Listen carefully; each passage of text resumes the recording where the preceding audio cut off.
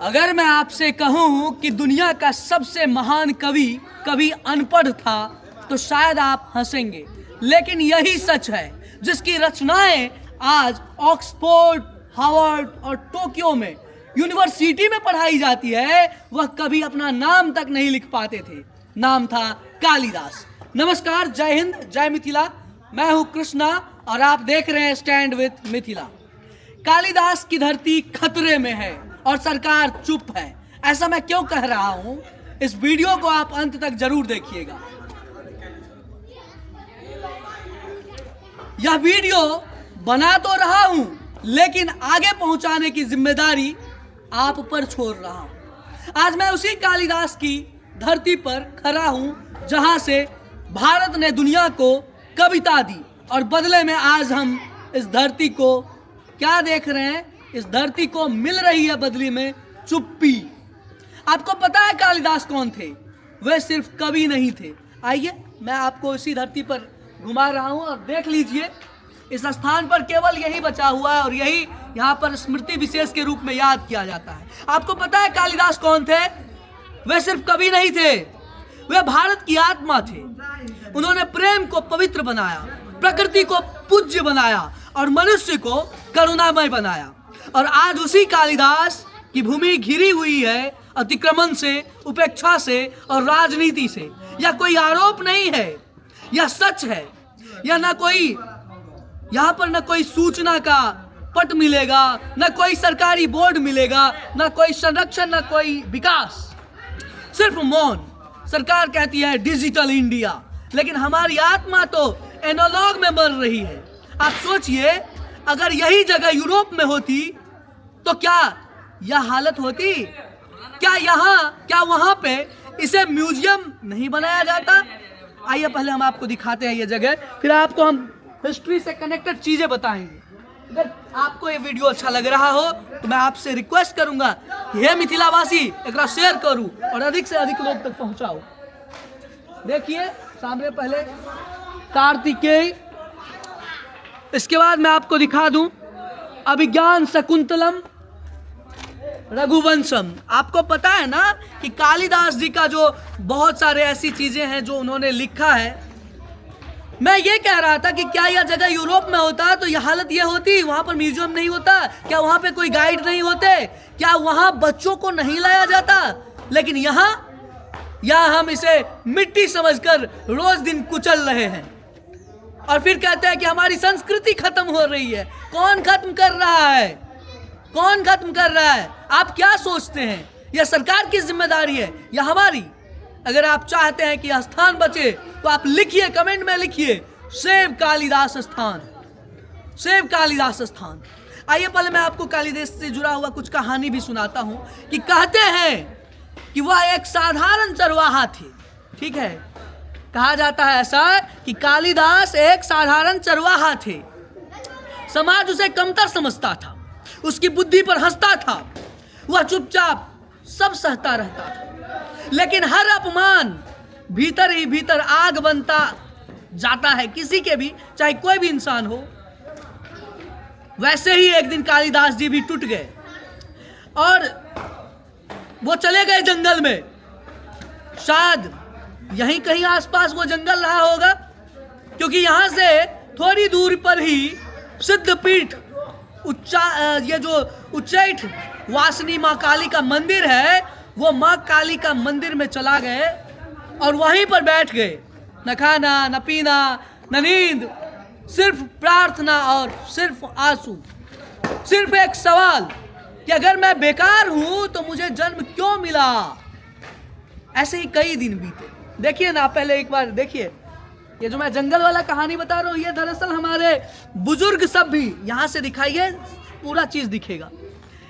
हमारे बुजुर्ग जो थे ना, वो सब भी अक्सर यही कहानी सुनाते थे। अभी भी जो बुजुर्ग के पास आप बैठिएगा तो वो आपको सिखाएंगे कि कालिदास कैसे एक डाली पर, एक पेड़ के ऊपर एक डाली पर, जिस डाली पर बैठे थे उसी को काट रहे थे। तो वैसे ही वो मंदिर में बैठे और कई दिन बीते और फिर एक रात, जो लोक कथाएं कहती है, माँ काली उनके सामने प्रकट होती है और उनके जीभ पर विद्या का स्पर्श करते हैं और वहीं से उनका जीवन बदल जाता है। अगली सुबह वह व्यक्ति नहीं था। उसकी भाषा बदल गई, उसकी दृष्टि बदल गई, उसकी आत्मा बदल गई। वह बोलने लगा संस्कृत में, वह संस्कृत में बोलने लगे। वह सोचने लगा दर्शन में, वह लिखने लगा समय से आगे। उसने लिखा अभिज्ञान शकुंतलम। ये जो मैं आपको दिखा रहा था, आप देखिए पहले सामने से, अभिज्ञान शकुंतलम कालिदास प्राणितम, ठीक है। तो ये सारी चीजें हैं, उन्होंने शकुंतलम लिखा। उन्होंने ये सारी चीजें एक जैसे एक उन्होंने एक प्रेम कहानी, थोड़ा पीछे से थोड़ा अच्छे से कवरेज करो भाई। उन्होंने लिखा कि उन्होंने समय से आगे सब कुछ लिखा, अभिज्ञान शकुंतलम लिखा, फिर प्रेम कहानी के ऊपर उन्होंने लिखा कि कैसे मनुष्य और प्रकृति के संबंध है। कविता के माध्यम से उन्होंने लिखा। मेघदूतम लिखा, जहाँ पर एक बादल प्रेम का संदेशवाहक बन जाता है। उन्होंने रघुवंशम लिखा, जो राजाओं की कहानी, और वो कोई कहानी नहीं, वो आदर्शों की कहानी है। उन्होंने लिखा कुमार संभवम, जहाँ शिव और शक्ति का मिलन जीवन के संतुलन का प्रतीक बनाता है। उनके शब्द केवल सुंदर नहीं थे, वे शुद्ध थे, वे मानवता को ऊपर उठाते थे।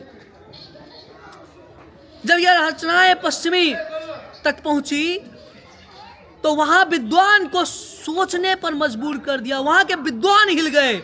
जर्मनी के महान कवि गोएथ, आपने जरूर सुना होगा या पढ़ा होगा, उन्होंने कहा कि अगर धरती पर कहीं स्वर्ग है तो वह है शकुंतलम में। जरा सोचिए, यूरोप ने भारत को पहली बार ज्ञान की भूमि के रूप में देखा। और सोचिए, यह सब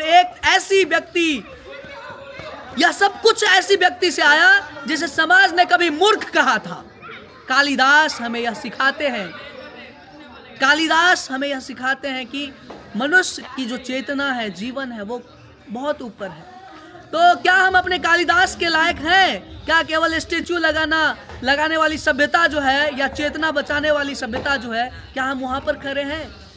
अगर आप यहाँ खड़े होते तो आपको भी गुस्सा आता। इसलिए मैं आपसे एक काम मांगता हूँ, कमेंट में लिखिए आप सेव कालिदास स्थान, और इस वीडियो को आगे तक पहुँचाइए ताकि कोई अधिकारी इसे देखे, ताकि कोई सिस्टम हिले, ताकि यह धरती बच सके।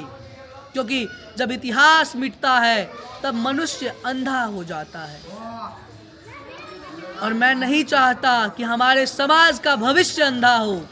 अगर आप भी नहीं सोचते, आप भी नहीं चाहते, तो इस आवाज को दूर तक पहुंचाइए, आवाज बनाइए।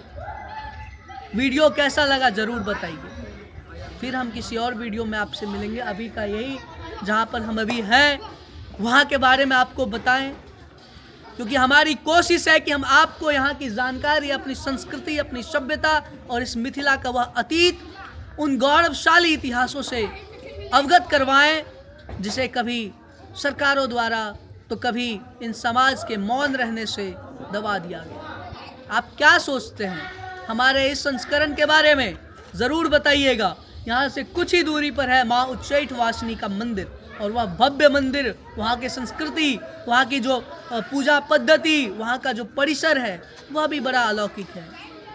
तो हमारी कोशिश यही रहती है कि हम आपको उचित एवं शानदार जानकारी आप तक प्रेषित करें। आपको वीडियो कैसा लगा ज़रूर बताइएगा, और एक कमेंट आप ज़रूर कीजिएगा कि सेव कालिदास स्थान। फिर मिलेंगे आपको किसी और वीडियो में, तब तक के लिए धन्यवाद, नमस्कार, जय हिंद।